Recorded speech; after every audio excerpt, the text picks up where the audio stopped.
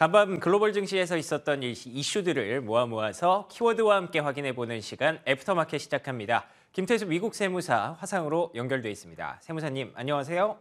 네, 안녕하세요. 네, 반갑습니다. 자, 그러면 오늘 살펴볼 키워드 세 가지 중에 첫 번째 키워드부터 확인해 보도록 하겠습니다. 자, 첫 번째 키워드는 탄력적인 노동시장입니다. 사실 우리는 탄력적인 노동시장을 그러니까 주식 투자자분들은 그렇게까지 기대하지는 않았을 것 같은데 결국에는 견조한 고용이 다시 한번 확인이 됐습니다. 세무사님, 그 결과 어떻게 우리가 좀 확인을 할 수가 있었을까요? 예, 노동시장이 탄력적이라는 말은 사실 굉장히 좋은 의미로 해석이 됩니다. 하지만 지금 상황에서는 인플레이션의 부정적인 의미로 받아들여지고 있죠. 노동시장이 안 좋아져야지 사람들 급여가 감소하고 소비가 위축되면서 물가가 하락하는 효과를 누리게 되는데 지금 그것과 반대되는 상황으로 나오고 있습니다. ADP 고용 데이터로 보면 23만 5천 개 일자리가 증가를 했어요. 5만 개 이상 전월 대비 급증하는 그런 모습을 보였는데 이게 사실 이코노미스트들은 15만 개 정도로 이제 하락할 걸로 예상을 했거든요. 왜냐하면 연준이 계속 압박을 하고 있기 때문에 그럴 거다라고 예상을 했는데 반대되는 그런 뒤집히는 결과가 나왔습니다. 서비스 쪽에서는 이제 레저 접대 쪽 중심으로 해가지고 한 21만 개나 상승하는 그런 모습을 보였고요. 상품 생산 쪽에서도 건설 쪽을 중심으로 해가지고 2만 개 이상 증가를 했습니다. 반면에 운송이라든가 유틸리티, 천연자원, 광업, 금융 이쪽에서는 전반적으로 일자리가 줄어드는 그런 모습을 보였습니다. 그리고 특히나 이제 나온 게 중요한 게 연봉, 개인들 급여가 7.3% 12월 달에 더 증가하는 모습을 보였고 인플레이션이 하락하지 않는 주범으로 지금 급여 인상이 꼽히고 있는데 좀 시장에 안 좋게 영향을 미쳤습니다. 지금 실업보험 신청 건수 같은 경우에도 신규 숫자가 20만 4천 건으로 감소를 했어요. 9월 이후 최저치로 감소를 했는데 이런 것들이 보면은 어떤 그 시장, 노동시장 근로자들에 대한 수요가 아직까지도 강하다라고 그렇게 반영을 했습니다. 오늘 밤에 이제 노동부에서 비농업 고용자 수 12월 달 데이터가 나오게 되는데 지금 4만 건 정도 하락할 것으로 전망을 하고 있거든요. 사실 ADP 같은 경우에도 하락할 걸 예상했는데 완전히 뒤집어 버렸는데 이 데이터도 만약 뒤집힌다면은 내일도 또다시 주가가 흔들릴 것으로 그렇게 전망이 되고 있습니다. 모건 스탠리 글로벌 인베스트먼트 쪽에서 이제 나온 얘기가 뭐냐면은 어쨌든 이제 그 개인 급여에 대한 것들이 이제 상승을 하고 있고 그리고 이런 것들이 시장에 대한 이제 탄력적인 징후다. 그런데 어쨌든 그 연준의 이런 정책들이 압박을 주고 있는 건 사실이지만은 그렇다고 해서 노동시장이 침체되지는 않고 있다. 이렇게 지금 평가를 하고 있습니다. 그래서 시장에서 연준이 원하는 수준의 그런 어떤 방향성을 잡기는 굉장히 어려운 것으로 그렇게 지금 전망이 되고 있고 노동시장의 회복이나 이런 것들이 이제 연준의 매파적 움직임을 더 강화시킬 것이다라고 전망이 되기 때문에 시장이 하락하는 모습을 보이고 있는데 노동지표의 부진이 그럼 좋으냐 이것도 또 아니죠. 왜냐하면 당장 이제 경기 침체에 대한 우려가 또 급격하게 올라가는 부분이 있기 때문에 어쨌든 노동시장 데이터들에 대해 가지고 호재로 긍정적으로 어떤 상황에서도 작용하기는 좀 어려운 것으로 그렇게 분석되고 있습니다. 알겠습니다. 이 ADP 고용 결과 말고도 그리고 또 뭐 아마존에서 감원 얘기가 나오고 있고요. 최근에 세일즈포스까지 충격을 좀 던졌었는데 이런 부분들도 한번 정리해 주실 수 있을까요? 네, 지금 인플레이션하고 높은 고금리, 이자가 굉장히 높죠. 그리고 경제 환경이 굉장히 계속 안 좋아지고 있는 이런 상황에서 어떤 비용 문제, 이런 것들이 대기업들이 대량 해고에 나서는 그런 근거로 작용을 하고 있습니다. 최근까지 이제 2022년도에 연말까지 해고 나왔던 것들을 보면은 트위터가 50%나 줄였죠. 그리고 크립토가 30%나 줄였고요. 팔로톤 같은 경우에 20%나 줄였고 메타도 13%나 줄이는 그런 모습을 보였습니다. 그래서 시장에서 보면은 전반적으로 이제 뭐 기술 회사들 중심으로 정말 수십 개 회사들이 해고에 나서고 있는 그런 모습인데 이런 비용에 대한 문제가 결국은 해고를 만드는 거고 지난밤에는 비용에 대한 문제로 이제 배드베스 비용 같은 경우에는 파산까지 간다는 그런 소식도 있었고요. 어쨌든 지금 아마존에서 이제 CEO가 나와가지고 앤디 제시 CEO가 나와가지고 얘기를 했던 게 뭐냐면은 18,000명 이상의 직원을 해고를 할 수밖에 없다. 이제 이렇게 얘기를 했습니다. 지금 세일즈포스 같은 경우에도 어제 우리가 확인했지만 10%로 줄이겠다라고 얘기를 했고, 그리고 비미오 같은 경우에 그 비디오 소프트웨어 솔루션 회사인데 비미오 같은 경우에도 11%를 삭감하겠다고 또 얘기를 했거든요. 지금 기술주들 중심으로 계속 이제 삭감을 해고를 하겠다라고 나오는데, 여기에다 이제 골드만삭스까지 지금 4천 명 해고하겠다라고 나오고 있죠. 전반적으로 기술에서 금융까지 지금 확산되는 그런 모습들이 나오고 있기 때문에, 웹부시에서 이제 데나이브스 이제 애널리스트가 이제 얘기했던 게 뭐냐면은, 세일즈포스라든가 아마존닷컴 같은 데에서 정리해고가 계속되고 있는 거는 바로 2023년도에도 기술 부문에서 해고의 추세가 계속 지속될 수밖에 없다라는 것을 보여준다. 이렇게 전망을 했습니다. 그래서 앞으로 기술주들이 비용에 대한 부담이 상당히 더 지속될 것이고 해고도 더 가속화될 것이기 때문에 이런 부분에 있어서 우리가 투자에 좀 유의를 해야 될 것 같습니다. 네, 알겠습니다. 물론 뭐 제가 기술 기업에 종사하는 건 아니지만 18,000명이라는 해고 건수는 굉장히 좀 충격적인데요. 제가 어디서 듣기로는 이제 경기가 둔화되면 주변에 있는 분들이 실직을 하고 경기가 침체되면 내가 이제 실직을 하는 그런 경우를 맞이할 수 있다고 하는데, 그런 일이 일어나지 않도록 저도 최선을 다하도록 하겠습니다. 자, 그러면 이어서 두 번째 키워드 확인해 보도록 하겠습니다.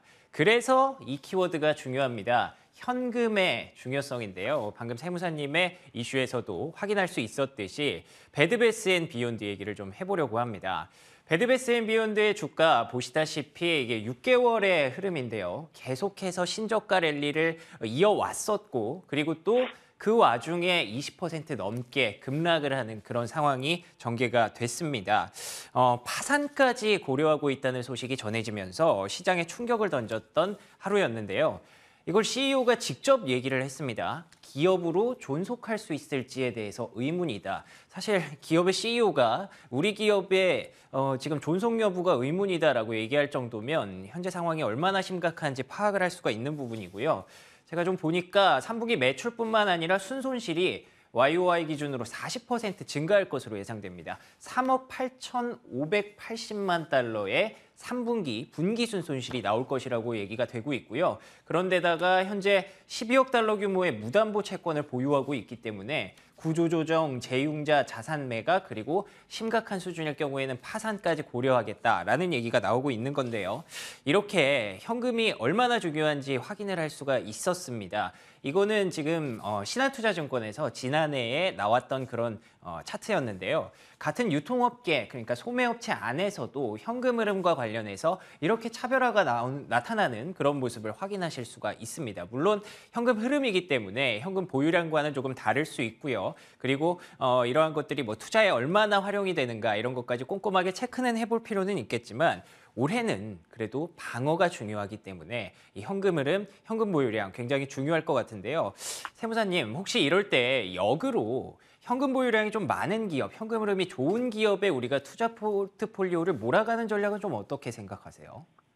네, 현금이 많은 회사들은 사실 워런 버핏이 가장 좋아하는 그런 스타일의 투자입니다. 왜냐면은 경기 좋을 때 보면 현금 가지고 이제 애플 같은 경우에 자사 조배 계속 하잖아요. 그래서 주가를 끌어올리고, 그리고 현금이 많으면은 경기 좋을 때는 문어발식으로 다양한 기업들을 인수 합병을 하면서 그 이벤트를 가지고 주가를 끌어올리는 역할을 하게 됩니다. 그런데 지금 같은 경우에 그러면 경기가 침체된다 그러는데 뭐가 좋으냐? 그럼 역시 이럴 때는 하는 말이 있습니다. 현금이 왕이다. 이렇게 얘기를 합니다. 굉장히 우리가 많이 쓰는 말인데, 현금이 재무제표상에서 굉장히 안전하게 그렇게 재무제표를 지켜주는 역할을 하기 때문에 다른 어떤 데이터보다도 어떤 지표보다도 재무제표상에서 중요한 가치를 발휘하는 게 바로 현금입니다. 특히 이제 보면은 우리가 이제 뭐 알파벳, 아마존, 뭐 아니면은 마이크로소프트 이런 회사들 지금 가장 좋은 게 마이크로소프트가 현금 좋다라고 얘기를 하고 있거든요, 시장에서는. 이런 회사들이 지금 헤지 펀드들이 좀 관심을 가지면서 그래도 현금 많으니까 잘 될 거야, 잘 버틸 거야, 이렇게 이제 생각을 하고 매수를 하는 그런 종목들인데, 어쨌든 현금 많은 회사들이 전략적으로 자산을 꾸준히 매입을 하면 그 자산들이 경기 침체기에는 그 자산을 팔아서라도 영업을 계속 할 수 있는 환경을 만들기 때문에 시장에서는 안정성으로 대표되는 이런 모습을 볼 수가 있습니다. 그래서 시장에서 지금 뽑고 있는 회사들은 어떤 회사들이 있냐면은 제너럴 일렉트릭이라든가 제너럴 모터스, 화이자, 버크셔 해서웨이, 그리고 유나이티드 헬스, 애플, 메타 이런 회사들을 이제 주로 꼽고 있거든요. 여러분들이 들어오면 아시겠지만은 뭐 화이자라든가 아니면 뭐 제너럴 모터스, 제너럴 일렉트릭 다들 큰 회사들인데 근데 이제 조금 조심해야 될 건 뭐냐면은 이 회사들의 주가 흐름이 그렇다고 해서 뭔가 이렇게 성장성을 가진 기업들처럼 크게 이제 침체기로 벗어날 때 크게 성장을 하지는 않는다라는 거는 조금 우리가 생각을 해야 됩니다. 다만 안정성, 지금 침체라는 걸 얘기를 할 때 안정성을 줄 수 있고 그리고 어느 정도 지수 흐름에 맞춰가지고 올라갈 수 있는 상승 여력이 있다라는 그런 측면에서 우리가 일단은 생각을 해야지만 이게 투자가 가능하고요. 그리고 이제 또 하나는 현금이 풍부하다라는 의미가 이제 투자자들한테는 캐시 플로우로 이렇게 나타나는 경우도 있습니다. 바로 배당에 대한 매력이 있는데 배당을 많이 주는 회사를 우리가 현금에 대한 어떤 그 관점에서 투자를 할 때 접근을 할 수가 있습니다. 몰리풀에서 나온 보고서가 하나 있는데 거기에서는 이제 배당이나 이런 걸로 봤을 때 우리가 애플이나 마이크로소프트 사지는 않거든요. 사실 뭐 맥도날드 안정된다 그래가지고 2%대 배당 주는데 이거 배당 좋다고 우리가 사지는 않거든요. 그래서 지금 몰리풀 같은 경우에 나온 거는 뭐냐면은 버라이전, 제가 이제 버라이전 차트를 만들어 봤는데 이 버라이전 차트 같은 경우에는 많이 떨어져 있고 최근에 조금 올라오는 모습 보이고 있어요. 그래서 지수 올라갈 때 지수 상승률 정도의 수익은 내줄 거고 지금 현재 이 회사가 주는 그 배당 수익률 자체가 시가 기준으로 해가지고 6% 이상의 고배당을 줄 수 있습니다. 지금 투자자분들이 은행 가면 뭐 4%, 5%도 주는데 이러지만 그것보다도 더 높은 수익률을 보장을 해주기 때문에 이런 식의 어떤 배당주도 우리가 현금 측면에서는 한번 생각을 해보는 것도 좋을 것 같습니다. 네, 알겠습니다. 뭔가 좀 씁쓸하기는 합니다. 계속해서 고용도 안 좋아지길 바라야 하고 그리고 또 현금이 많은 성장성보다는 안정성을 담보해야 하는 그런 주식시장이라는 점이 씁쓸하기는 합니다만 올해만큼은 특히 올해 상반기만큼은 이런 부분들 정말 잘 챙기셔야 될 것 같다는 생각이 듭니다. 혹시 세 번째 키워드는 그래도 조금 긍정적일까요? 세 번째 키워드 한번 보도록 하겠습니다. 다운그레이드. 다운그레이드라는 얘기만 들어도 세 번째 키워드 역시 조금은 씁쓸한 얘기일 것 같은데 어떤 내용인가요? 네, 시장에서 지금 그 팬데믹 이후에 투자자들의 정말 최고 인기주들이었죠. IT 기술주들, 뭐 성장주라고 얘기를 했는데 이 주식들을 중심으로 투자 등급이 하향 조정되는 이런 보고서들이 이어지고 있습니다. 계속해서 지금 연초부터 애플을 시작으로 해가지고 계속 나오고 있는데 기술주들이 사실 어제 장에서 이제 좀 올랐죠. 근데 이제 지난밤에 나스닥이 장중에 1% 이상 하락을 하는 그런 모습 보이면서 대부분 또 되돌리는 이런 모습을 봤습니다. 제프리에서 먼저 나섰어요. 제프리에서 이제 나선 게 뭐냐면은 우리가 잘 알고 있는 샤프파이 있죠. 그리고 팔란티어 있습니다. 그리고 이제 크라우드 스트라이크라는 가장 이제 대표적인 이 기술, IT 기술 성장주들인데 이 회사들에 대해 가지고 모두 매수해서 중립으로 다운그레이드하는 그런 모습을 보였습니다. 그리고 목표 가격 역시 하향 조정해버리는 이런 보고서를 내놨는데 제프리에서 이제 얘기를 하는 건 뭐냐면은 상반기에 상당히 경제 둔화가 올 것이다. 그런 것들이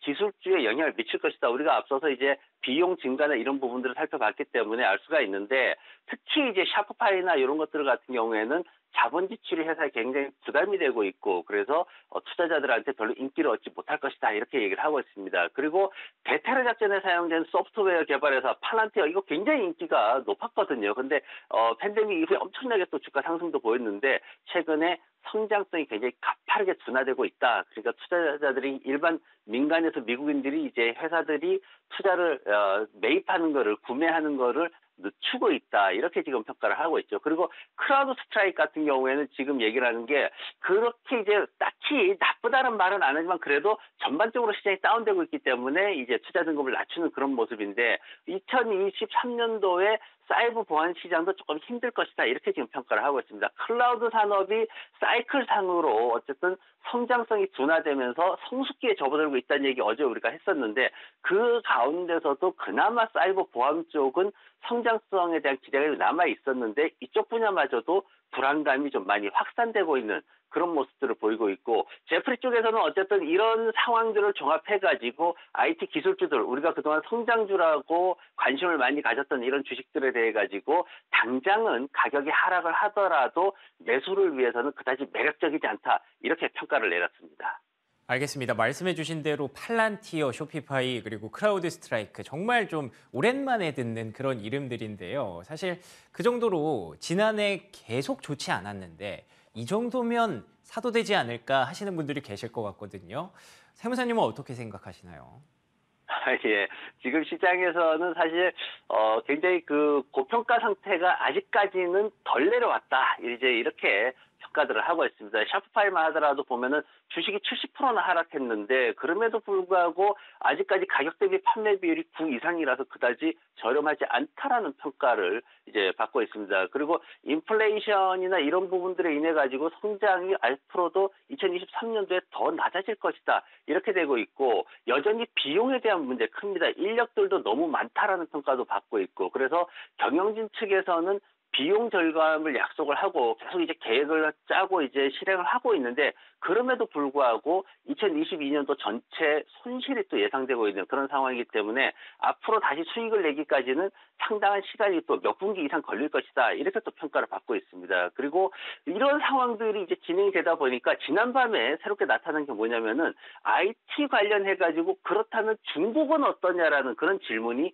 시장에 던져졌습니다. 그러면서 이제 그 몰리풀에서 이제 나온 게, 잭스에서 나온 게 뭐냐면은 바이두하고 샤프파이를 비교했을 때 그럼 어떤 게 더 가치가 있느냐 이런 질문을 던졌거든요. 그러면서 이제 서로 이제 비교를 해봤는데 결과가 나온 게 뭐냐면은 바이두는 잭스에서 이제 A등급을 받았어요. 근데 지금 샤프파이 같은 경우에는 C등급을 받았습니다. 그러다 보니까 이게 좀 많이 격차가 생기는 거고 단순히 이제 재무 비율로 보더라도 PE 비율이 지금 바이두 같은 경우에는 10 정도인데 샤프파이 같은 경우에는 780이거든요. 엄청나게 고평가되어 있는 여전히 고평가되어 있는 그런 모습이기 때문에 이런 것들을 통해 가지고 중국 쪽 IT 기술주들이 오히려 더 저평가되어 있다 이렇게 결과가 나오면서 투자자들이 중국 쪽 IT 기업에 좀 관심을 갖는 그런 어떤 트렌드도 만들어지고 있습니다. 알겠습니다. 중국의 IT 기업들은 훨씬 이전부터 하락세가 시작이 됐었죠. 그렇기 때문에 이제는 이쪽이 좀 더 저평가다라는 얘기를 들으니까 반대로 생각하면 이제 팔란티어나 쇼피파이 같은 종목들은 조금 더 빠져야 될 수도 있겠구나라는 생각이 들어서 조금은 씁쓸합니다. 어찌됐든 오늘 고용과 현금 그리고 저평가 종목들까지 김태수 미국 세무사와 함께 애프터마켓 정리해봤습니다. 세무사님 오늘 말씀 고맙습니다. 네, 고맙습니다.